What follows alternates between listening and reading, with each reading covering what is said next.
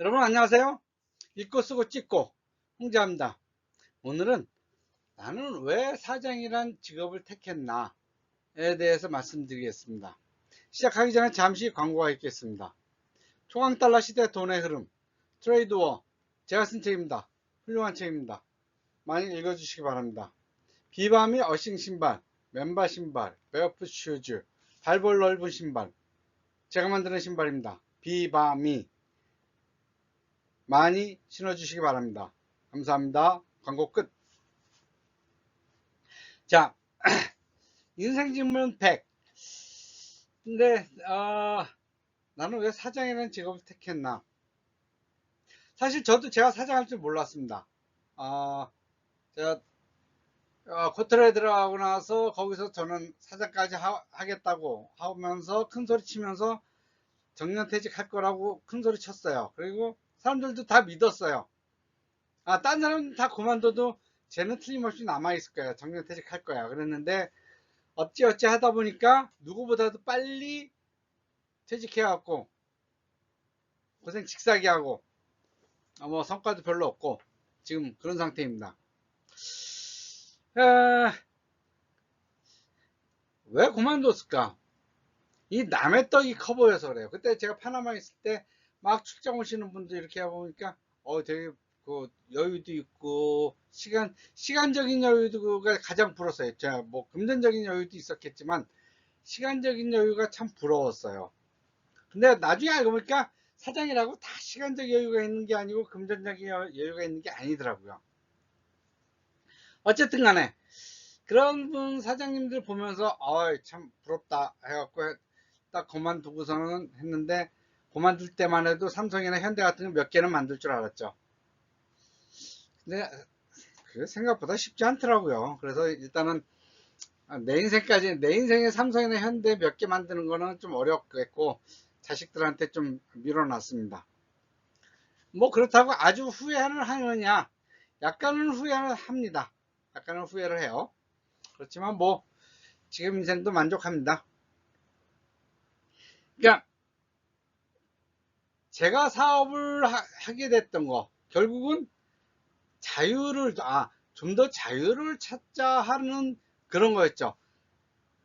거기서 본 사장들 나름 굉장히 금전적으로나 시간적으로 자유로워 보였어요.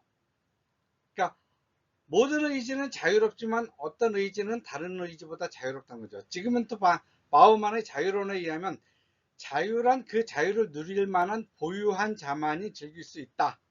하지만 자유는 한정되어 있고 그것을 쓰고자 하는 사람은 너무 많아서 사회에 속한 인간은 누구나 자유스럽지 못하다는 거죠. 젊은 눈에 보면은 그 사람들은 내가 사장을 하면은 정말 자유스러울 줄 알았어요. 내가 하고 싶은 시간에 하고 싶은 걸 할 줄 알았어요. 그런데 모든 걸 다 갖춘 사장이 없어요. 모든 걸 다 갖춘 사람이 없어요. 그러니까 문제는 사회가 제공하는 자유의 특성이 어떻게 변화하는가에 따라서 나는 어떤 면에서 부자연스러운가 라는 것이죠. 그런데 내가 봤던 것은 금전적으로 시간적으로 내 겉으로 보기에는 자유로웠지만 실제로 사장해 보니까 그게 아니었다는 거죠. 바우만에 의하면 자본주의 혁명은 불공평한 계급주의와 귀찮은 여러 집단, 공동체나 종교적 참견에서 벗어난 자유의 형태에 대한 대중의 상상에 불을 지폈습니다.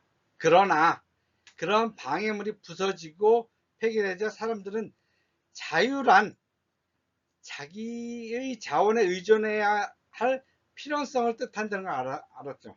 그러니까 그럼 뭐냐면 자유를 가지려면 내가 갖고자 하는 자유에 대한 자원을 가져야 되는 거예요. 시간적인 자유를 가지려면 시간을 찾아야 되고, 금전적인 자유를 가지려면 금전적인 자유를 찾아야 되고, 그 심리적인 자유를 찾으려면 심리적인 자유를 찾아야 되고, 이 모든 걸 한꺼번에 가질 수는 없다는 거죠. 왜냐하면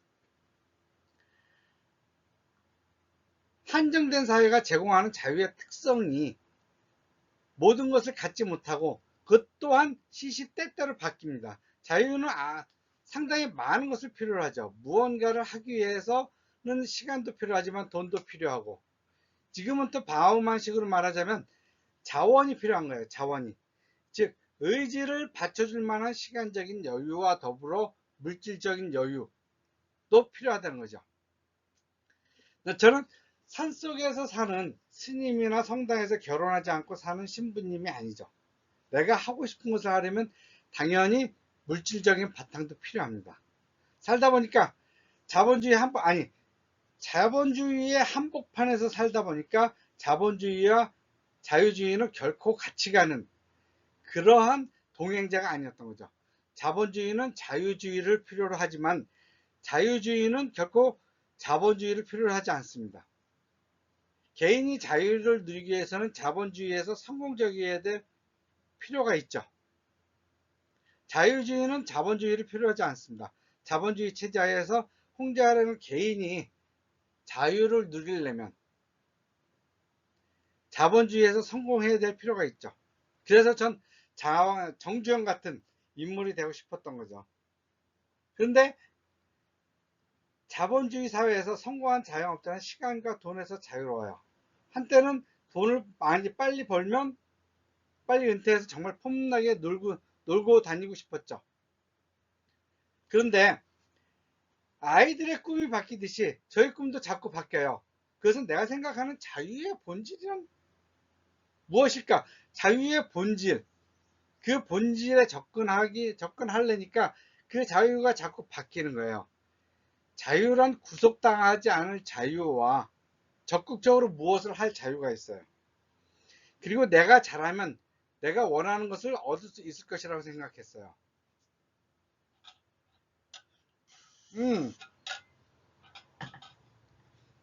그런데 그게 아니더라고요. 자유란 이 두 가지만 갖고 있는다고 그런 게 아니더라고요.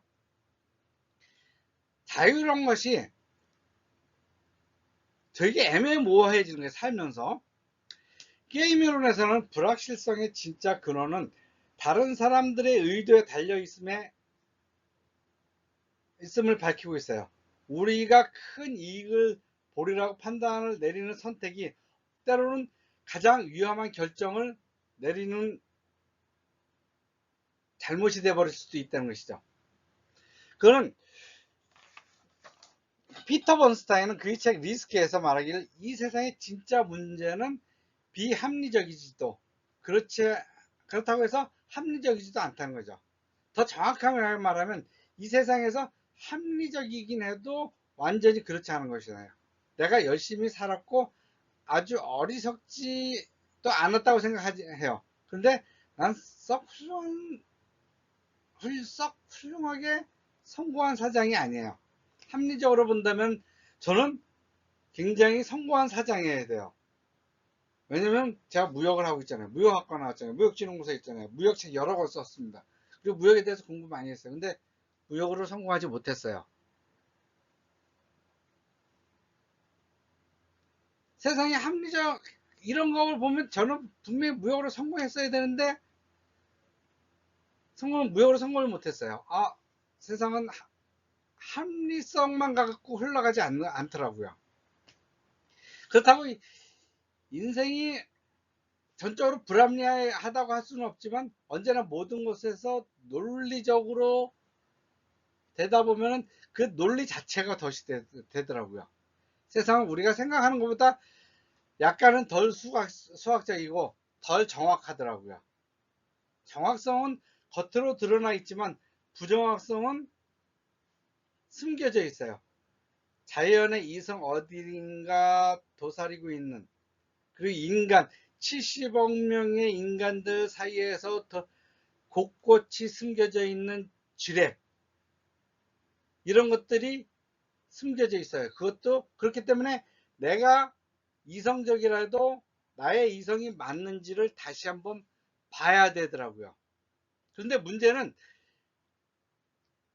인간의 이성, 인간 사회에서의 합리, 그러한 것들을 늘 차 있지 않아요.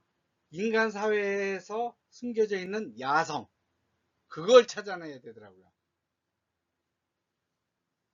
사회, 자연과 사회의 야성이 어디 있는가. 문제는 그 야성을 찾아낼 수 있을까 하는 것이죠. 자연은 사건을 반복해서 생겨나는 패턴을 확립해 왔어요. 그런데 그 패턴의 시점과 크기를 찾아내는 거의 항상 실패를 해왔습니다. 왜냐하면 그 패턴이 비슷하게 흘러가긴 하지만 늘 똑같지가 않다는 거죠. 일기예보가 그렇고 주가 예측이 그렇죠. 그것은 단지 대개의 경우는 그렇지만은 항상 그렇지는 않더라. 그게 살아가는데 함정이고 알 수가 없는 수수께끼 같은 그런 게 되더라고요. 그래서 인간은 알 수가 없어. 인간 사회는.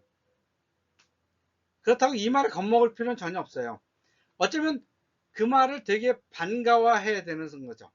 왜냐하면 우리가 모든 것을 합리적으로 판단할 수 있고 이성적으로 판단할 수 있고 미래를 예측할 수 있다면 우리는 피할 수 없는 미래의 얽매인 재수가 아니라 불안식성 덕분에 자유인임을 알려지는 그러한 복음이죠.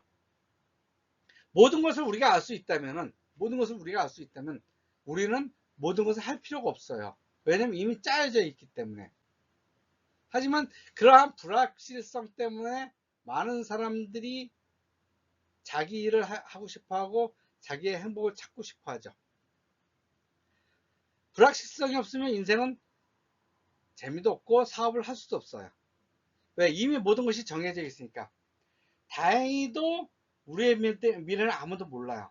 게다가 내가 성공할 확률은 굉장히 높은 확률을 가지고 있어요.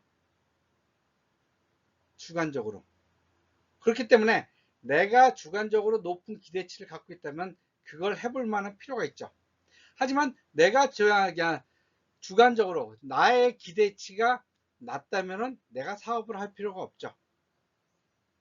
이 바닥에서 거의 제가 한 30년, 무역 바닥에서 한 30년 살아남았어요. 물론 아주 거대한 기업, 큰 기업은 아니에요. 그냥 변변한 사업이라고 해보지도 못했지 한 30년 흘러갔어요. 하지만 살아남았어요. 아직 성공했다고 할 수는 없지만은 그렇다고 실패는 아니죠. 자기 사업자 등록증 30년 온전하게 한 사람 몇 명이나 될까요? 확률이 저보다 되게 낮아요. 생각보다 그게 확률이 되게 낮아요. 근데 그거 어쨌든 30년 해왔어요. 그러니까 실패했다고 볼 수는 없죠. 그리고 그 사이에서 다뤄본 품목들을 따지면 거의 백화점 하나는 차릴 정도는 되겠어요. 그리고 어려움도 있었고 좋을 때도 있었고 지금은 그래도 그나마 조금 좋을 때고 누가 나보고 그때로 다시 돌아가 사장하겠냐고 하면은 망설일 거예요. 망설일 거예요. 그래도 어쨌든 다시 하긴 할 것 같습니다. 단 이제는 그때보다는 더 잘했겠죠. 잘할 수 있겠죠. 30년간 불확실성과 싸워 살아남았으니까요. 그러니까 이제 앞으로의 불확실성이라는 것은 어쩌면 과거의 불확실성보다 더 작죠. 그래서 이제 저는 사장이라는 일을 즐기는 일만 남았다고 생각합니다. 그래서 저는 사장이란 직업을 선택했습니다. 왜? 충분하지는 않지만은 내가 지난 30년 동안 나름대로 내 자유를 즐겨왔고 앞으로도 내 나름대로의 자유를 어느 정도는 즐길 것 같은 생각이 들어서요. 예, 오늘은 나는 왜 사장이란 직업을 택했나? 자유 때문이다. 예, 읽고 쓰고 찍고 홍재화였습니다. 감사합니다.